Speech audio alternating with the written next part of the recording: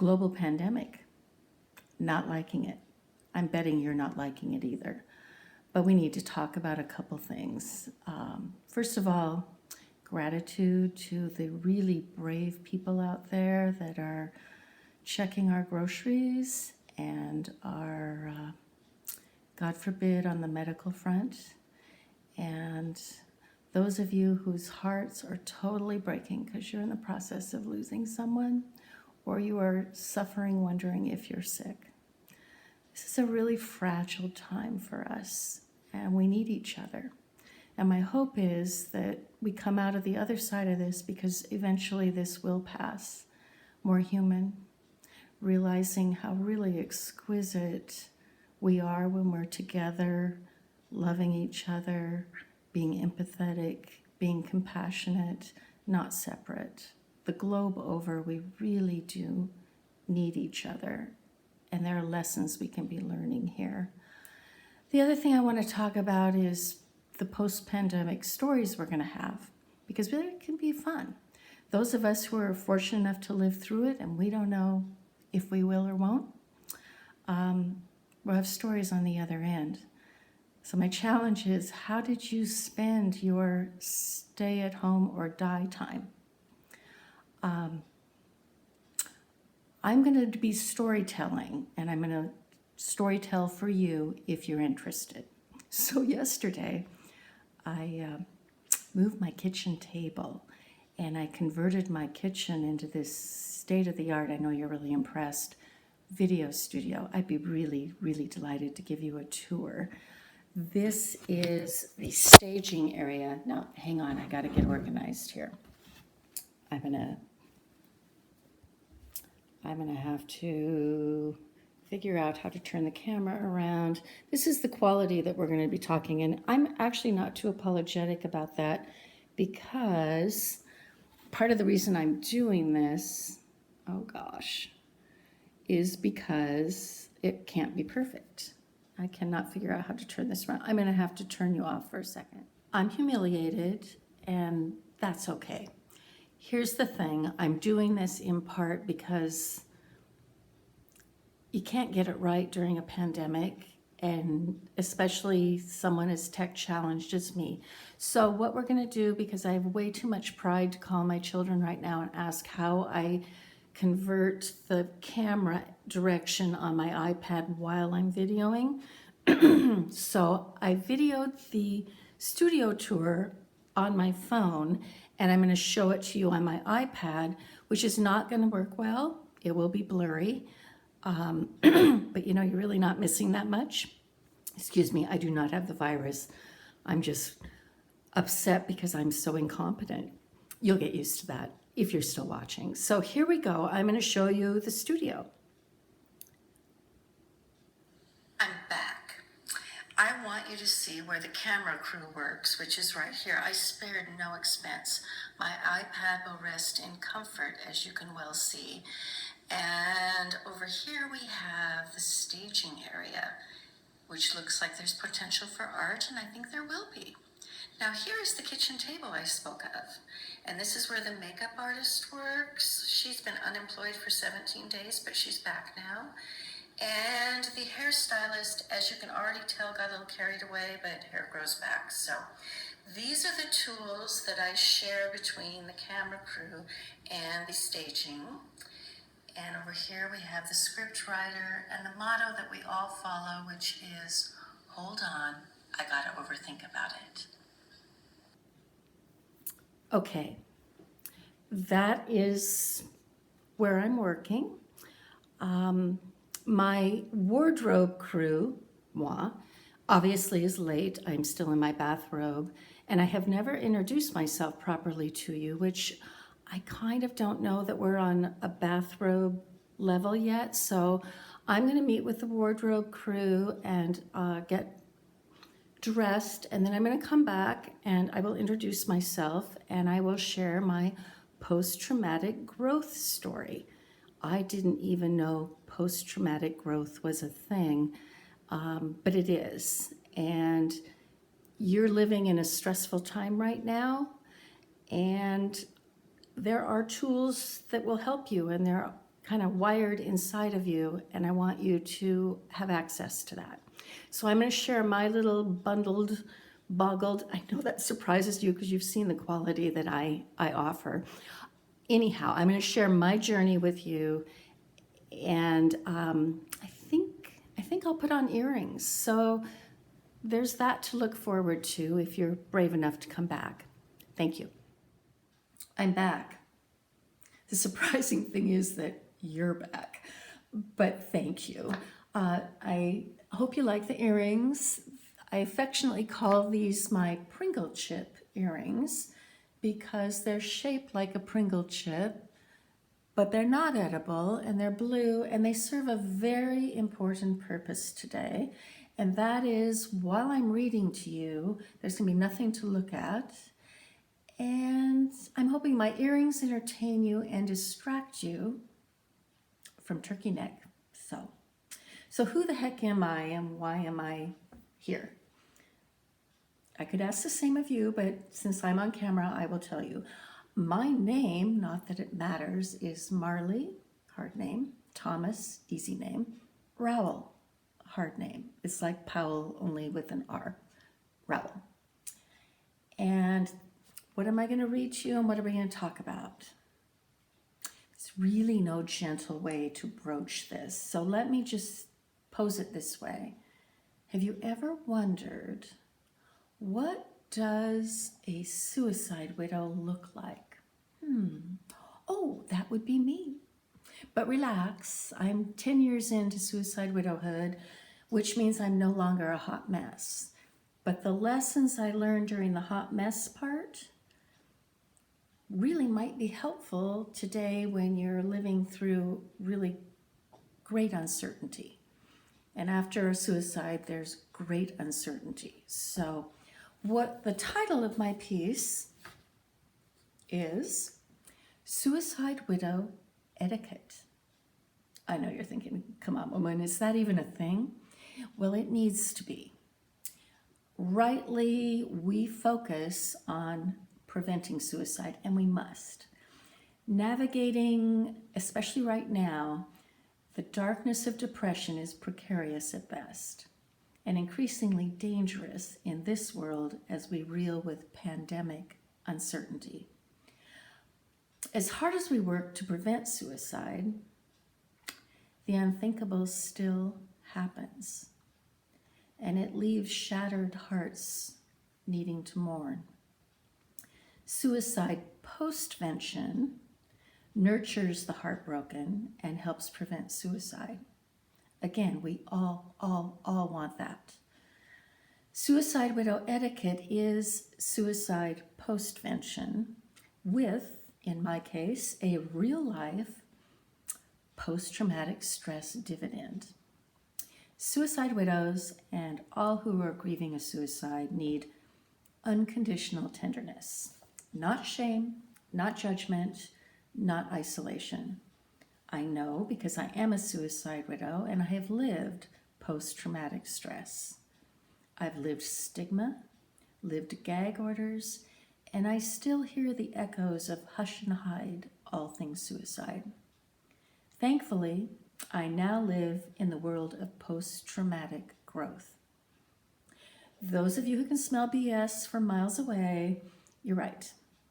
As fabulous as destination post-traumatic growth sounds, transitioning from post-traumatic stress to post-traumatic growth nearly broke me. Healing was slow, awkward, painful, worth it.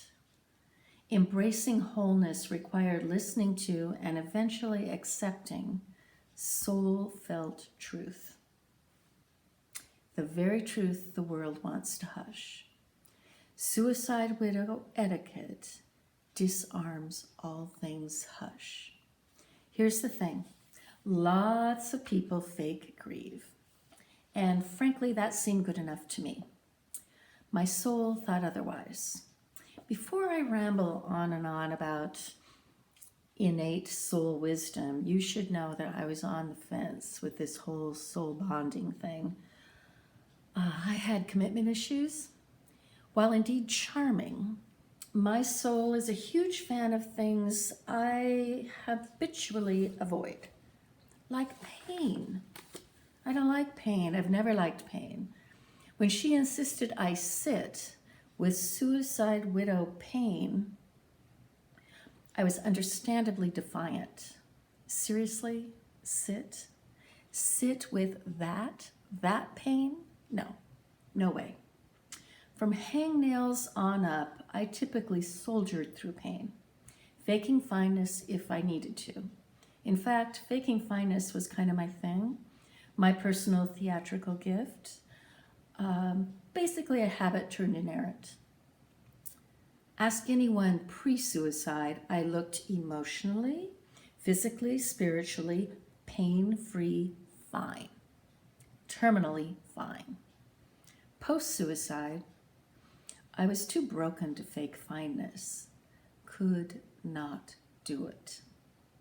Rendered helplessly unable to fake the good life, I enrolled, kicking and screaming, into Soul Bonding 101. Turns out souls know things. My soul knew that suicide grief is unlike any other. When my father died 6 months after my husband's suicide, I realized my soul was right. An 80-year-old dying a respectable death from heart issues is treated vastly different than the suicide of a 57-year-old who had, quote, everything going for him. Suicide grief is exclusively about the suicide for God only knows how long. My grief was secondary to everyone else's horror. Yes, people were genuinely loving, caring, but they needed something, and they needed it from me. They begged for the whys behind my husband's suicide, maybe a massive gambling debt, a second wife and family in another state, a terminal diagnosis. They wanted a roadmap to ensure that suicide would never touch their world. I failed them. All I could offer was truth. Depression was the why behind my husband's suicide. Desperately and courageously, he battled to live while tormented by a relentless, festering, suffocating, all-consuming, profound clinical depression. I admired his hunger to heal. He literally died trying to stay alive. Rarely is depression terminal. His was. In the end, depression sucked all hope and life from my husband. His suffering became unbearable, and suicide was his hospice. Let that sink in. Suicide was his hospice. If there's such a thing as a kind and gentle suicide, his was. Not surprising. He was a kind and gentle man. After writing beautiful notes to both of our children and to me, he used his pediatric dentistry skill to fall asleep forever. My husband's suicide was in 2009. Someone smarter than me, which is not hard, told me that grieving trauma could take about 7 years. OMG, 7 years. Yeah, pretty much it was. In the safety of soulful solitude, I faced and felt the ugly stuff. The stuff everyone wanted to disallow, hush, and hide. Only after making peace with suicide's realities was I able to start grieving my own broken hopes, lost dreams, forever change relationships, and recreate my tomorrows. My soul and I worked hard together for years. We cried fear tears. We remembered. We cried, I want more tears. We revisited the past. We cried regret tears, unearthed misconceptions. We cried realization tears. We daydreamed new possibilities, cried dare to hope tears. We flirted with joy. We liked joy. We giggled. We cried unafraid tears. About 6 years after my husband's suicide, I seized grief's most sacred gift, the chance to reinvent life. Those of you who are seasoned healers would call this the dawn of my post-traumatic growth. Sounds deceptively inviting.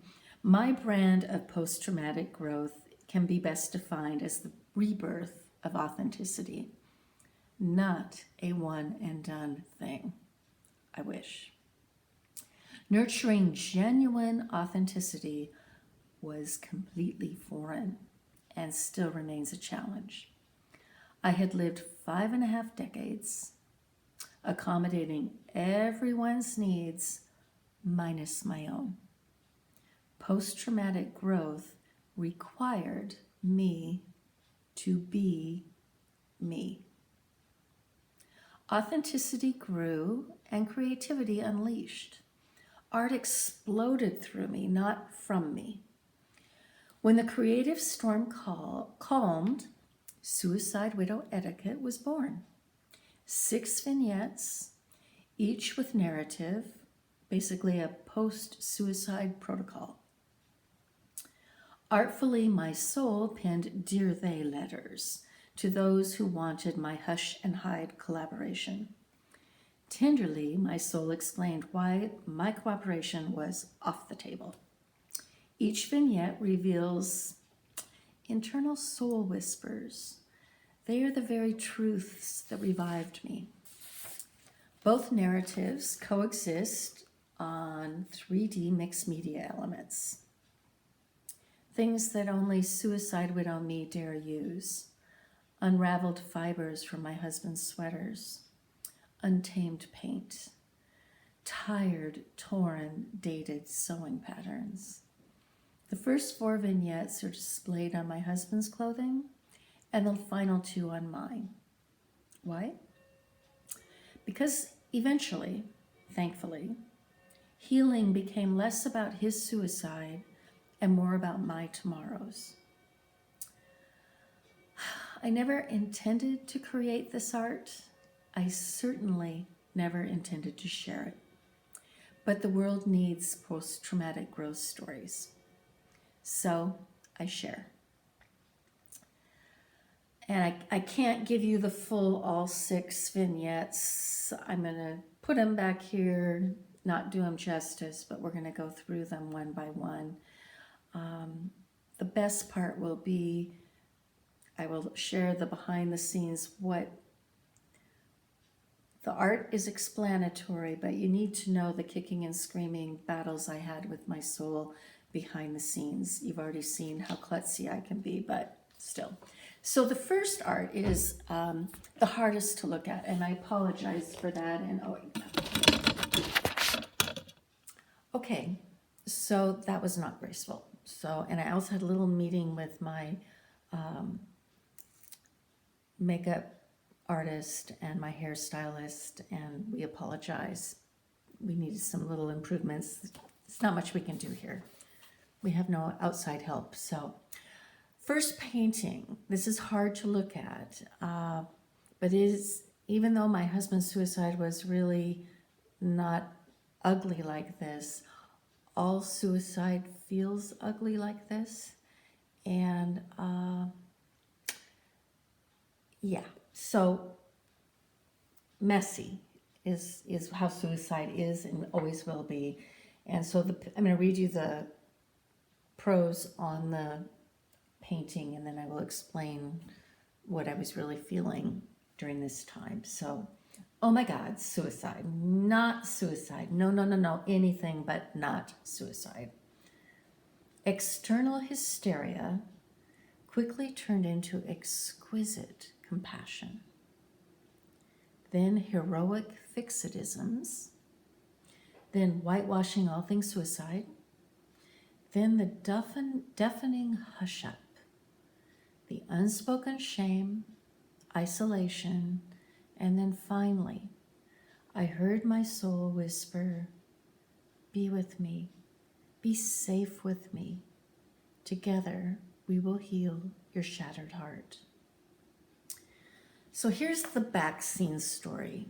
This is what suicide widows go through, at least this is what this suicide widow went through, and I'm sure it's different for everyone, but there are some points of this that can't be too different.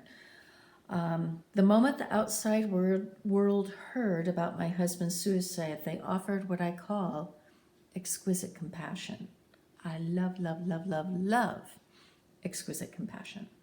It's pure, unconditional, exquisite compassion. You feel it whenever you hear of a devastating, horrific, life-sucking disaster. If you're old enough, you felt it on 9/11. And you're seeing the painful impacts right now of COVID-19, and it tears at you, and you literally want to do whatever you can. Your compassion consumes you, and you do anything. Your heart is completely one with those who are suffering. You'd give your entire world, your life, anything to help. Exquisite compassion. Now it's pure only because your ego has shut down briefly. Just for a second, maybe two, your ego is uncharacteristically mute because it's scrambling to find a bulletproof, protect you and fix it plan. And the second, it doesn't take the ego long, the second the ego regains its footing, it screams. It screams, wait, whoa, slow down. Before you do the whole sappy do-gooder thing, let's ask some questions here. Why did this happen? Who let this happen? How do we avoid, prevent, insulate our world from ever experiencing such horror? So, immediately after my husband's suicide, exquisite compassion held me. I loved it. I needed it. I still treasure all that was offered. But the honeymoon was short. An ego-driven thirst for answers followed. How did he kill himself? Why did he kill himself? Why? The demand for answers was understandable and insatiable. Depression's terminal truth would not satisfy them, even when I added the assurance that my husband's profound, all-consuming depression was really rare, exceptionally rare. They couldn't hear that. I told them depression ate away at his brain, much like cancer eats away at healthy cells. They heard that one. Science, they like science. What they flat out could not hear was this truth. My husband died trying to stay alive. Oh, how he tried. Therapy, hospitalizations, medication, diet, exercise, all of it.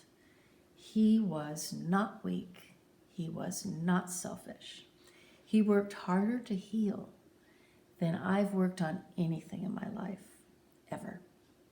He literally wore out trying to live with a depression that was consuming him, stripped his reality, robbed him of every last ounce of hope. Depression's painful truth was too hard for people to hear.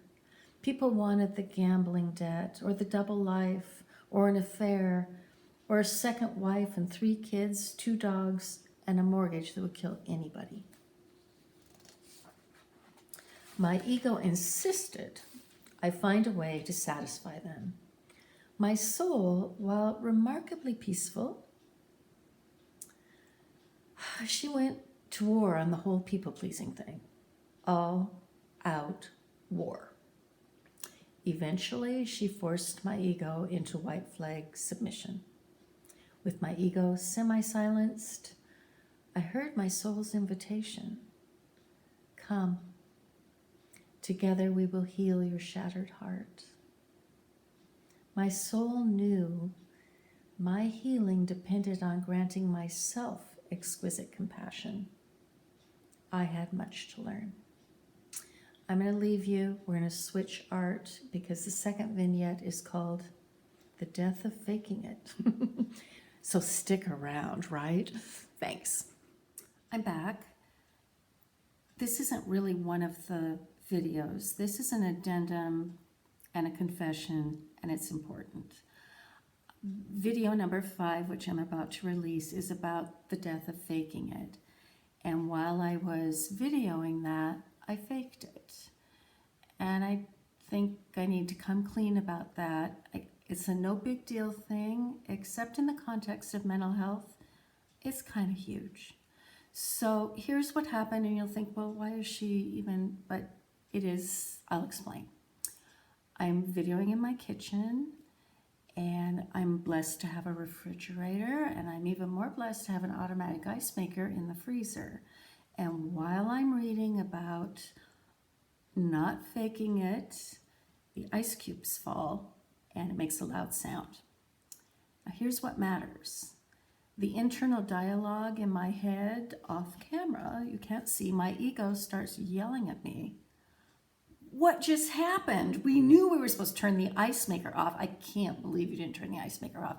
So now what? Did they hear it? Do we stop? Do we go on? What do we do? Oh, I can't believe you didn't turn off the ice maker. That inner voice is cruel.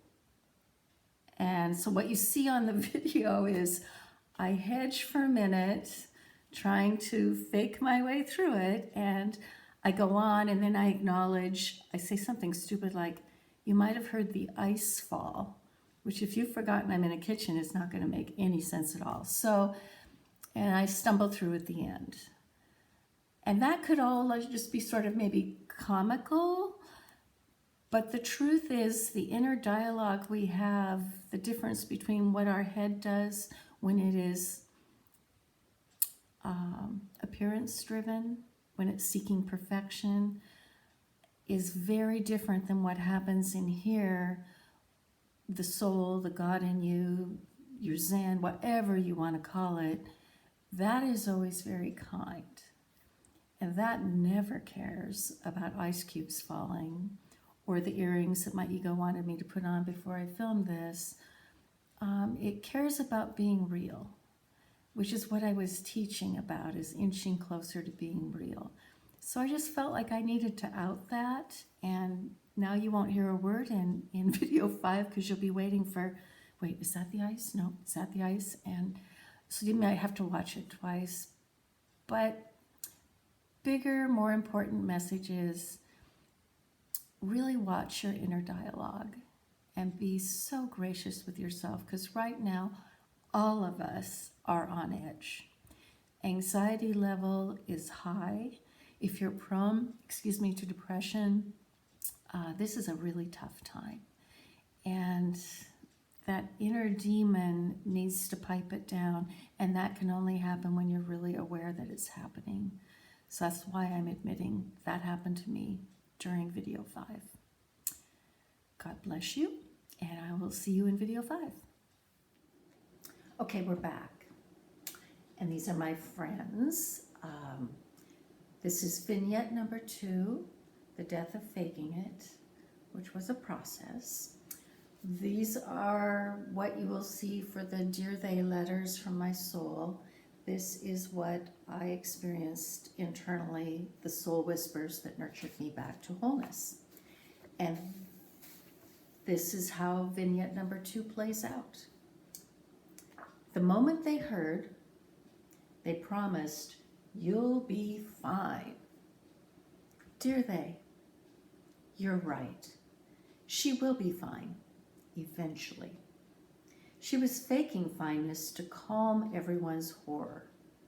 Consoling others is no longer her job. I fired her. Yes, I fired her. Her people-pleasing days are over. She's too stupefied, panicked, shattered, weary. Understandable. She's never been a suicide widow. Healing hinges on feeling her way back to wholeness. Messy work, but she can do it. I will help her. Souls do that. Sincerely, her soul. P.S. I know you're hurting too. Can I give you a tip? Be still. Hear the quiet whispers of your own soul. You'll be blessed with comfort, wisdom, divine TLC. Okay, now inside of Messy Marley, this is what's going on. Unravel pretense. Purge the meaningless. Clear space for divine intimacy, divine compassion, acceptance, restoration. That all sounds lovely. Here's what it was really like. Even my appearance-driven ego had to concede that no one is fine after suicide. No one. But unravel pretense, seriously, huge ask, huge.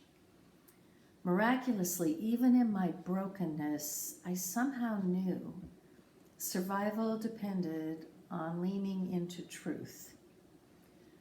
But soul whispers, I mean, come on, seriously? So buckle up, Crazy Lady storytelling starts right now. The morning after my husband's suicide, I literally met my soul face to face. Seriously, I did. If you saw this in a Hollywood movie, you would say, that would never happen. But it did. It happened to me. I don't think I slept the night after my husband's suicide. Maybe I could have drifted off in some tear-drenched exhaustion, but mostly I cried until daylight. When dawn did what I couldn't, which was erase darkness, I got up. My Hollywood moment began when I looked in the bathroom mirror. The woman looking back at me was everything I was not. She was calm. I was frantic. She was steady. I was fall apart fragile. She glowed with a certainty. She knew. My ice cubes just fell, and it's one of those first world moments. So, yeah, she glowed with certainty because she knew I would survive. I had doubts, big ones. I remember 3 things going through my mind at that moment. 1, I like you. Number 2, I need you. Number 3, but no, I'm way too tired to make a new friend right now. So as if I could dismiss my own soul, I headed off to the kitchen to make coffee. She no doubt giggled and followed me, and she would have made the coffee knowing I was completely incapable. Her voice is wise, quiet, steady, decidedly different than my ego. Lovingly, she helped me navigate expectations of well-intended others wanting to fix me. She also tiptoed around my need to win the prize for being the best ever griever, ever. Trust me, she had challenges. So yeah, I'm a big fan of Soul Whispers. And with that, I'm going to re-watch this to see if I need to erase it because the ice cube's falling, or I will retape it. Either way, I will meet you back here if you're still interested for vignette number 3, which is called Cry Baby Cry. See you in a few. Welcome. I left the ice cubes in, as you know, because you watched them fall. I decided it would be inauthentic to edit that because the whole piece is about unraveling pretense. And there is no way either of us can pretend that a suicide widow filming something in her kitchen during a global pandemic is anything but a bit unpredictable. So we're moving on. And here we are with Cry Baby Cry. Hush, they said, don't cry. Dear they, you care deeply. You want to ease her pain. So does she. So do I. But she needs to cry. She loved him. Tears heal. Relax, you needn't watch. I will shoulder her irrepressible, chaotic, tearful agony. Souls do that. Sincerely, her soul. And what I'm hearing internally, refuge in tears, exile. Cry, cleanse, purify. Suicide tears, dazed tears, fear tears, OMG and WTF tears. Not well known fact, those OMG and WTF tears, they are God's favorite. Why? Raw anguish summons divine presence. Feel to heal and escape from Buckupville and things could be worse in validation. Okay. Proudly, passionately, unapologetically, I am pro-tears. Tears cleanse, clarify in ways that really nothing else can. I'm pro all tears. Polite, controlled tears, hammer to the thumb tears, movie theater tears, victim tears, the list goes on. But what I want to talk about are the tears we never speak of. Ugly, near alien sounding gateway tears. My husband unleashed them twice.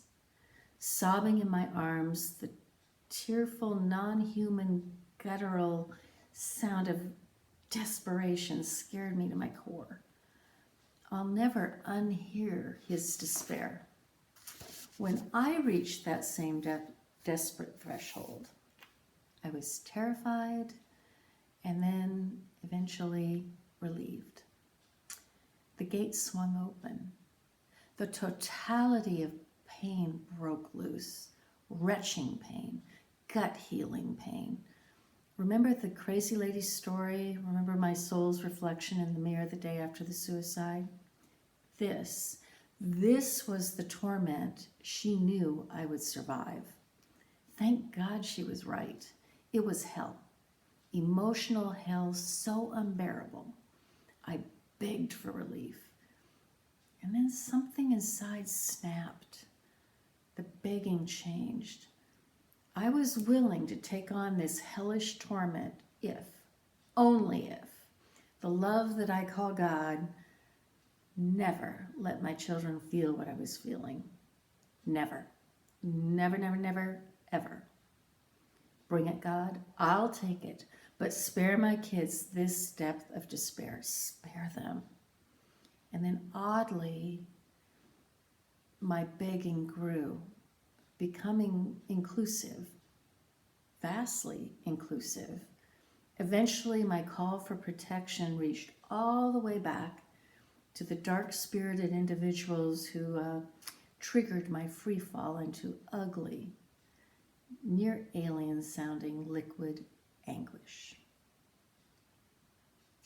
My soul knew. Hellish gateway tears were not optional. OMG, I sincerely hope this is unique to me. But in my case, healing mandated I teeter on the edge of irreparable despair before true, real, divine restoration could take hold. So yes, proudly I am pro-tears, especially gateway tears. They opened me, they saved me. Now in the middle of this little pandemic circus we're living through, I hope we're living through, tears are your friend. We have a lot to cry about and a lot to release, and allow them to flow. Don't be afraid you'll get stuck there. I'm not crying right now, and trust me, I was a hot mess for a long time. Tears are your friend.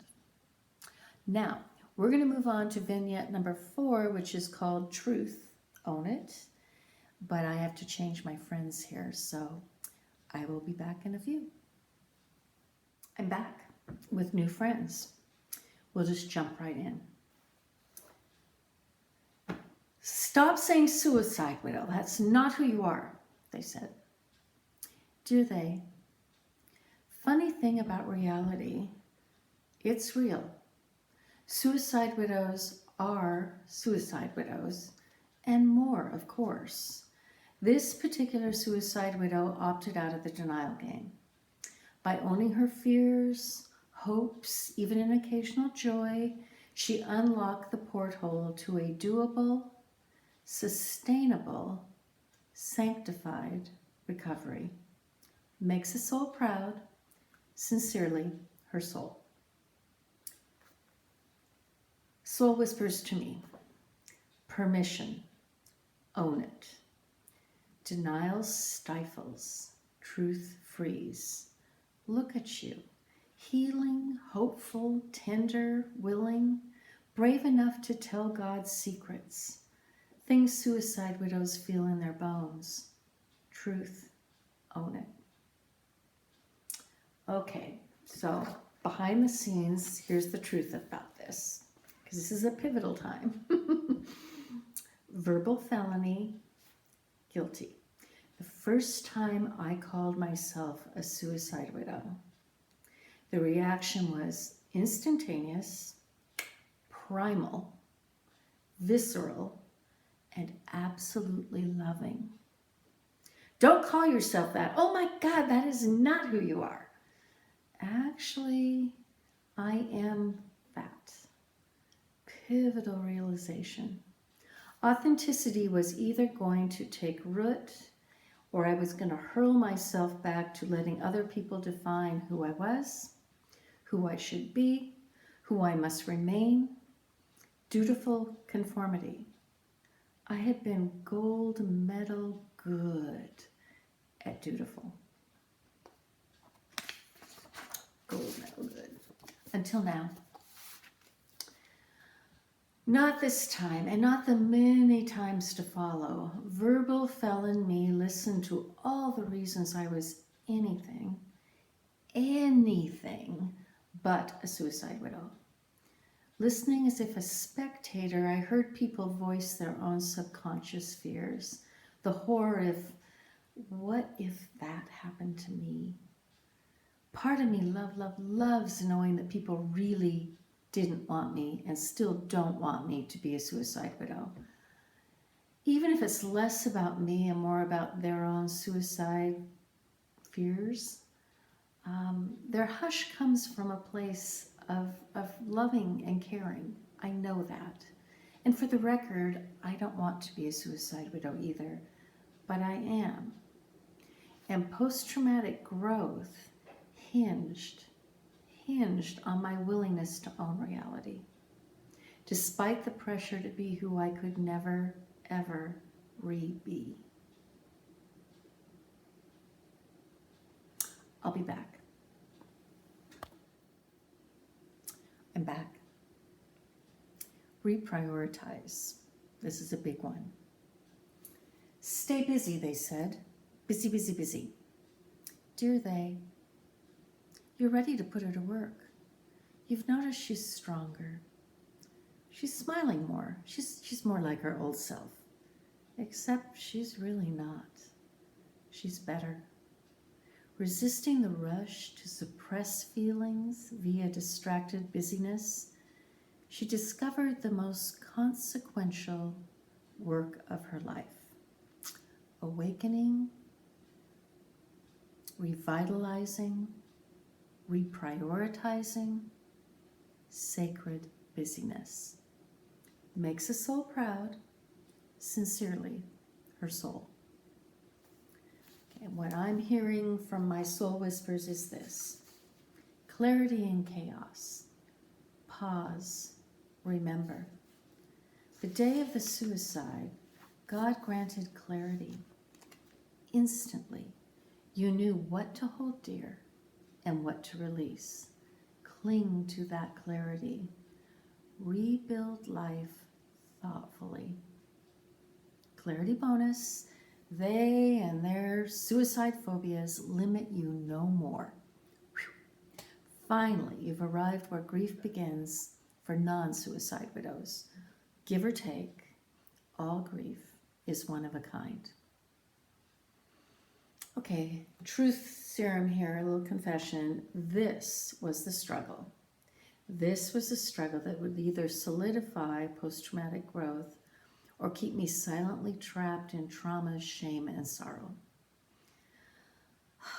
Until suicide blew my world apart, I literally worshipped the whole busy, busy, busy thing. Worshipped. Self-worth was defined by my exterior busy. OMG.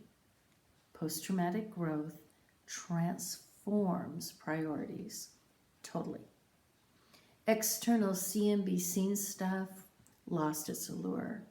It released its grip, a power hold grip that was really hard for me to even breathe without being busy, busy, busy.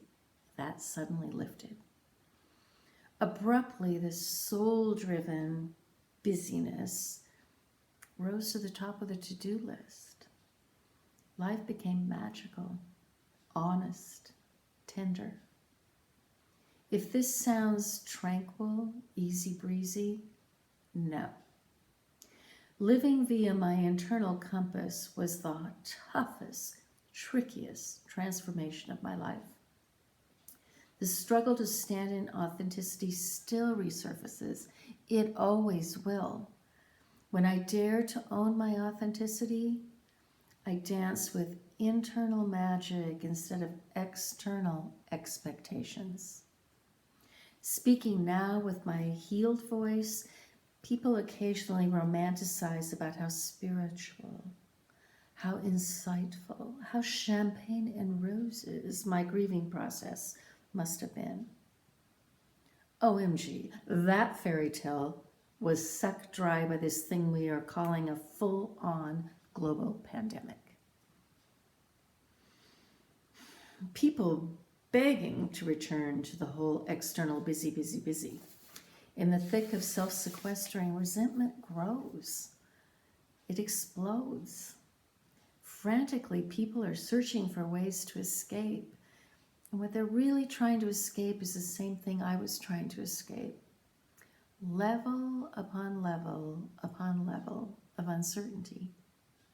Nonetheless, ta-da, it's already happened. A collective opportunity has been born. The same opportunity that suicide widowhood afforded me. Alone time. A chance to jump off the CMB scene stage.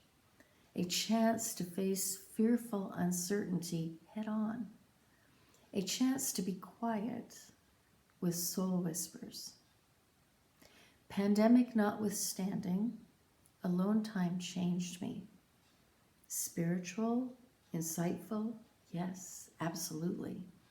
But hard. Game changer hard. You know you're living this.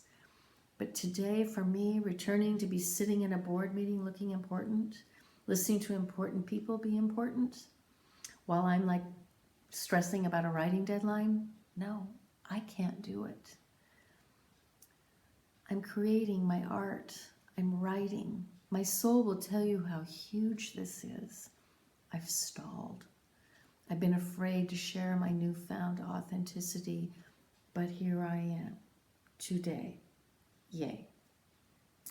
I no longer ever want to return to a frantic, busy, busy, busy, hurry up, or you'll lose, miss out on something, FOMO, lifestyle. I don't want that anymore. Thankfully, albeit painstakingly slowly, I've allowed post-traumatic growth to redefine busy. Life is lighter, happier, and life is healthier. You're there too now. Your world has been sucked into a new vortex Allow it to give you the opportunities that it wants to give you. Listen to these internal wisdoms. They're innate.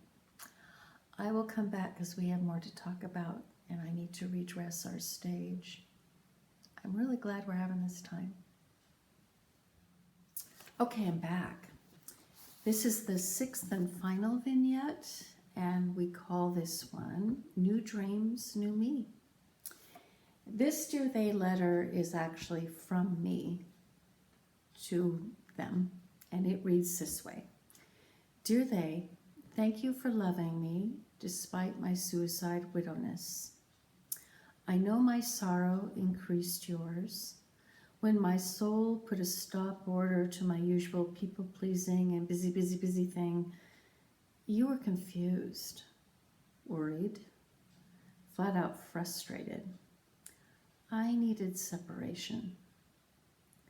Behind closed doors, in the safety of be still and know, I befriended grief's wild, ugly tears, messiness, from the gut honesty. In solitude's purity, I heard my soul whisper divine truth. Welcome wholeness, allow healing. Gratefully, the suicide widow. And internally I heard become free to be you, bold you, brave you. Seriously, God doesn't make mistakes, so be who you were born to be. Only you can. And then here we have, dreams change, whispered her soul. Dreams evolve, dreams hone, sparkle, they polish. Unhushed hearts forever honor yesterday's lost or broken dreams. And there's always heart space for new, wonderful, vibrant hopes and dreams. Dream, dream, dream, dream, dream, dream, dream. So ultimately, the gift of post-traumatic growth is beautifully summed up in this quote from Ian Thomas. Everything has changed, and yet I'm more me than I've ever been. Upon reflection, I could have opened with that and saved us both a lot of time, but you know, time is kind of what I have right now, and where would be the fun in that? Besides, you deserve to hear the mostly happily ever after ending. Today, I'm 10 plus years into suicide widowhood, and I am, wait for it, more me than I've ever been. The path to wholeness was messy, ugly dark at times, but worth every struggle. The woman I was on August 29th, 2009, and the woman I was forced to become the next day, suicide day, have forged a union. My pre- and post-suicide experiences need each other. Wisdoms, failures, triumphs, terrors, joys, from childhood to womanhood, all have melted into a beautiful knowing. Post-traumatic growth offers many treasures, the most precious, a calm oneness with self. My soul and I are no longer separate. We are me. The fullness of my yesterdays, the gift of this moment, and the hopes of my tomorrows reveal three exquisite truths. Truth about love, about freedom, about being. Each day I try and fail and try again to honor my three exquisite truths. Number one, love the world better today than I loved yesterday. And yes, that includes loving me. Number two, freedom, self-actualized freedom. Well, that will forever remain. a humbling, vibrant, sacred work in progress. And number 3, be alive. Truly, truly, truly be alive. In conclusion, 2 things. First of all, thank you. You're very kind and you're very brave to spend time with a suicide widow. Secondly, yes, suicide widow etiquette is a thing, and post-traumatic growth is a thing. The world is full of tender, hurting hearts. We need more post-traumatic growth stories. And we will need your story after you survive this pandemic. God willing, we both will. We need to know how you did that. And you need to share your story. We need stories of hope, and we're going to need them more than ever coming out of this. Each post-traumatic growth story is a wonderful, worthy celebration. So my all-time favorite was written by Marjorie Williams long before anyone knew what post-traumatic growth was. And here's the excerpt from The Velveteen Rabbit. You become. It takes a long time. That's why it doesn't happen very often to people who break easy or have sharp edges or who have to be carefully kept. Generally, by the time you are real, most of your hair has fallen off. Your eyes drop, and you get loose in the joints and very shabby. But all these things don't matter at all, because once you are real, you can't be ugly, except to people who don't understand. Thank you. I wish we could talk. I wish we could answer questions. I'm very shy about social media stuff because people have a tendency to be mean and judgmental, and I don't really have time for that. And suicide's a very complicated world to navigate. It's been a privilege talking with you.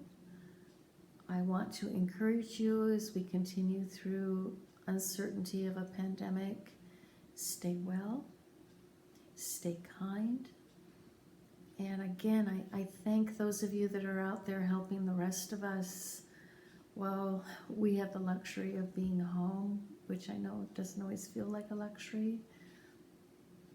But I appreciate the truckers, I appreciate the grocery clerks, I appreciate the Target clerks, I appreciate all the medical wisdom and kindness that is out there treating people that really need it. And if you are unfortunately entering into the world of grief, I'm sorry, but there's beauty to be had. And you are able and needing your internal compass to shine for you. Whether you define that as God or soul, I don't care what the language is. There's depth and strength in you, much greater than you ever knew. And now you're going to find out. I wish you didn't need to, but trust me, it's there. God bless you, and I'll see you all on the other side of the pandemic, God willing.